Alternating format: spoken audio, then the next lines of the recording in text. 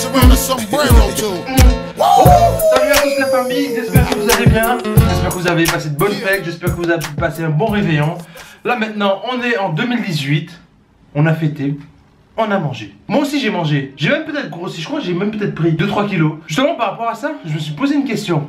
En fait, je comprenais pas pourquoi j'avais tendance à plus grossir l'hiver. La première chose que je peux vous dire, c'est que l'hiver on a froid. C'est assez froid. Étant donné qu'on a froid, l'organisme consomme des calories pour pouvoir nous réchauffer. Normal. C'est la raison pour laquelle en fait on cherche à manger des aliments un peu plus gras et plus sucrés. En tout cas c'est une sorte, en tout cas pour moi, de réconfort.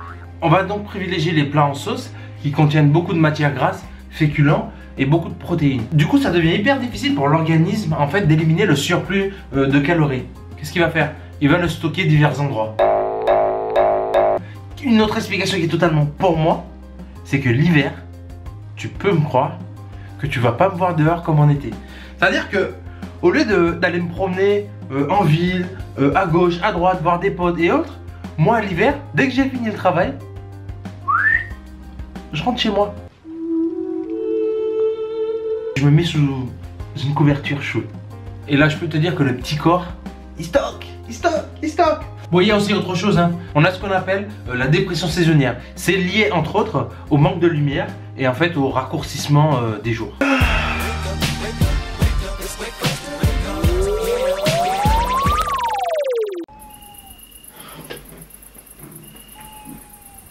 Ben, je peux vous garantir que le fait qu'il n'y ait pas de lumière, le fait que aussi on se lève le matin, limite il fait nuit, quand tu dois aller au boulot, tu reviens chez toi il fait nuit, là, mentalement, ça joue. Tu restes chez toi, inévitablement, qu'est-ce qui va se passer? Ben tu vas manger du gras, tu vas manger du sucre.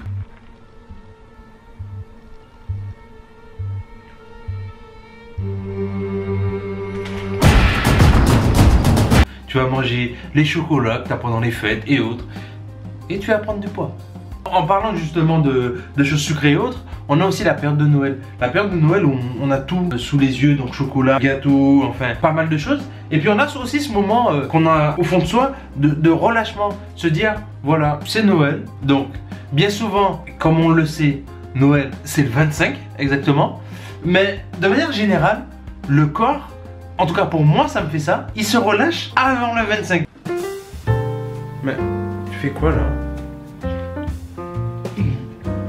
Ben, c'est Noël.